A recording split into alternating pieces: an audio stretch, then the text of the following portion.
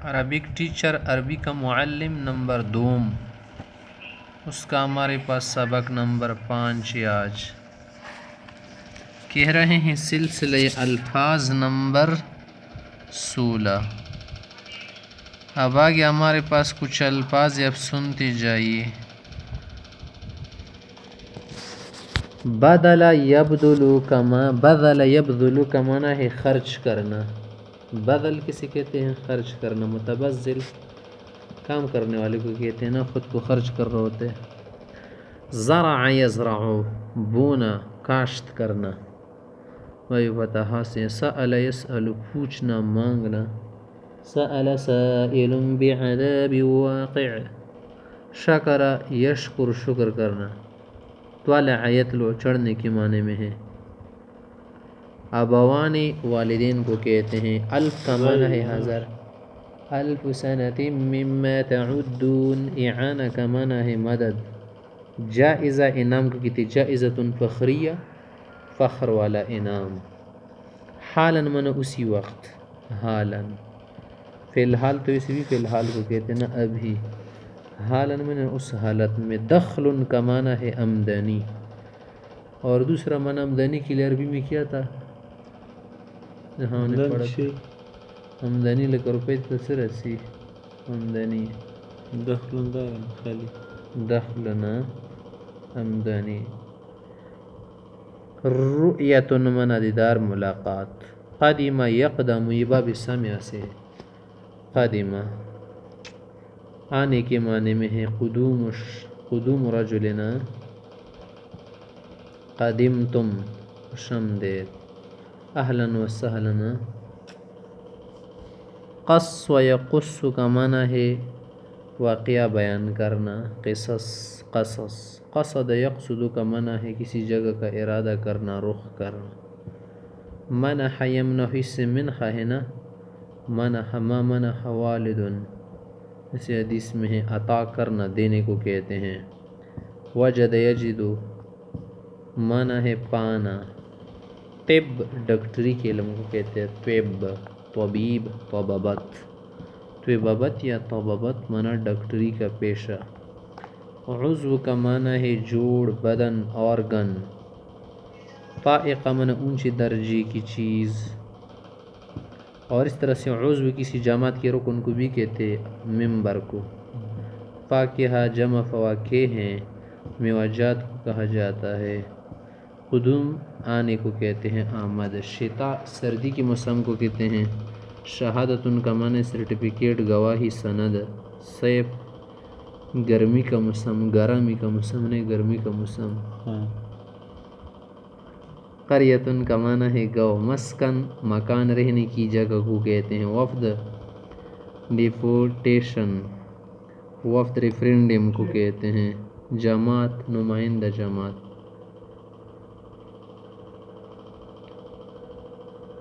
اب یہاں پر مشق میں کچھ جملے دی کہ طلع الرجال الجبل فی الصیف ثم نزلوا فی الشتاء ودخلوا مساکنهم۔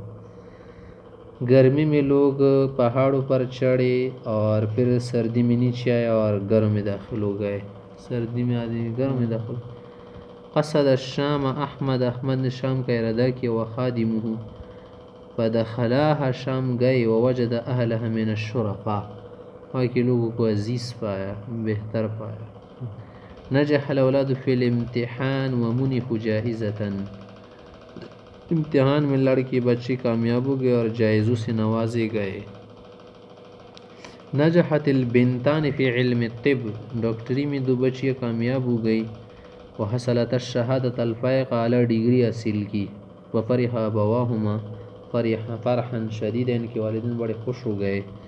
وبذلا اموالا کثیرۃ علی الفقراء من طلبۃ العلم، اس خوشی میں انہوں نے فقیر طلبہ پر بہت سارے اموال خرچ کیے۔ جاء رجلان، جاء رجلان تثنیہ ہو گیا نا، عندی صباحا صبح، فجلسا تثنیہ کا صیغہ ہے نا۔ وشربا القهوة ثم بعد الظهر قدم وفد فيه 10 رجال من شرفاء دہلی، شرفاء دہلی کا ایک وفد آیا 10 افراد پر مشتمل تھا۔ طلب من اعانة للمدرسة الطبية، انہوں نے مدد طلب کی۔ اسی طرح سے آگے اور جملے ہیں. اب آگے خالی جگہ پر کرتی سے ہم پر کرے گی نا کہ جاء رجلان وجلسا عندي على الكرسی وغیرہ وغیرہ بنا سکتے ہو. آگے ہیں ماضی کی مختلف قسمیں. ہمارے پاس ہے الدرس التاسع عشر، سبق نمبر 19. اس میں ماضی کی مختلف شکلیں بتاتے ہیں، مختلف قسمیں اور مختلف صورتیں. ماضی قریب بھی ہوتی ہے نا، بعید بھی ہوتی، استمراری بھی ہوتی ہے. تو ماضی بعید کا قریب کا کیا معنی ہے کہ ماضی پر قد اگر بڑھا دے داخل کرے تو اس میں ماضی میں قریب والا معنی پیدا ہو جاتا ہے. ماضی قریب یہ 100 سال جو پہلے والا زمانہ اس کو بھی کہتے ہیں ماضی قریب. قد ذهب زید الى السوق، اور ابھی ابھی کو بھی کہتے ہیں کہ ذرا پہلے بازار گیا زید. قد ذهب. قد يعلم الله المعوقين منكم، ویسے یہ کیا ہوتا ہے؟ قد کا لفظ جب مضارع پر داخل ہوتا ہے کم معنی دیتا ہے، کم کا تقلیل والا معنی. یہاں پر کیا کرتا ہے جب ماضی پر داخل ہو جائے تو اس کو قریب کر کے لاتا ہے، نزدیک کرتا ہے. یہ کہ ماضی بعید. ماضی بعید کس طرح بنتا ہے؟ جب لفظ کانا داخل کرے نا تو کانا کی لگا دینے سے ماضی بعید بن جاتا ہے. جیسے کانا ذهب، وہ گیا تھا، بہت پہلے گیا تھا. اس کا والد تو بہت پہلے مر چکا تھا. کسی کا ہوگی؟ کسی کا ہوگی کانا ماتا ابوہ، کانا ماتا. ماضی استمراری کا کیا معنی ہے؟ کہ ماضی میں استمرار، تکرار والا معنی پیدا ہو جائے، یعنی گزرے ہوئے زمانے میں شخص لگاتار یہ کام کر رہا تھا، لگاتار. صحیح. اور یہ کس طرح بنتا ہے؟ یہ مضارع پر جب ہم کانا داخل کریں گے، اگر کانا ماضی پر داخل کرے تو ماضی بعید والا معنی، اگر مضارع پر داخل کرے تو پھر کون سا والا معنی ہوگا؟ استمرار والا معنی. کانا یکتب احمد درس، احمد اپنے اسباق لکھتا تھا یا لکھ رہا تھا یا لکھتا تھا. اس ماشاء اللہ لگاتار لگا ہوا تھا، پڑھائی کر رہا تھا لگاتار. کانا فعل ماضی ہے، خود یہ کانا کیا ہے؟ فعل ماضی. کانا یکون ہے نا، کون سے نکلا ہے، کون. اس کی جو گردان ہے اور فعلوں کی طرف ہو جاتی نا، کانا، کانا، کانو، کانت، کانتا، کننا، کنتا، کنتما، کنتم، کنتم، کنتما، کنتن، کنت، کننا. کنت رجلا مذاء، علی سے فرماتے نا کنت رجلا مذاء، اسے لفظ آیا ہے نا کننا مستضعفین. كانوا كانت كانت امرأتين كانتا تحت عبادنا كنا نساء فوق 2. یہ الفاظ آئے ہیں نا. کانا یأکلان الطعام، عیسیٰ علیہ السلام اس کی ماں کھانا کھاتے تھے. کانو کانو کانو کا لفظ قرآن میں زیادہ آیا ہے. کنتم، کنتی، کنتما، کنتن. تو یہ الفاظ کیا ہے؟ قرآن کریم میں مستعمل ہے. ایک کے ساتھ بھی لفظ کے ساتھ ہے. کانا یأکلو، کانا یأکلان، کانا یأکلان پھر کہو گی نہیں، کانا یأکلان، کانو یأکلون. پھر اس طرح سے بنے گا کانت تأکلو، کانتا تأکلان، کننا یأکلن. پھر صیغے کے ساتھ لگاؤ کیونکہ 14 خود ہے.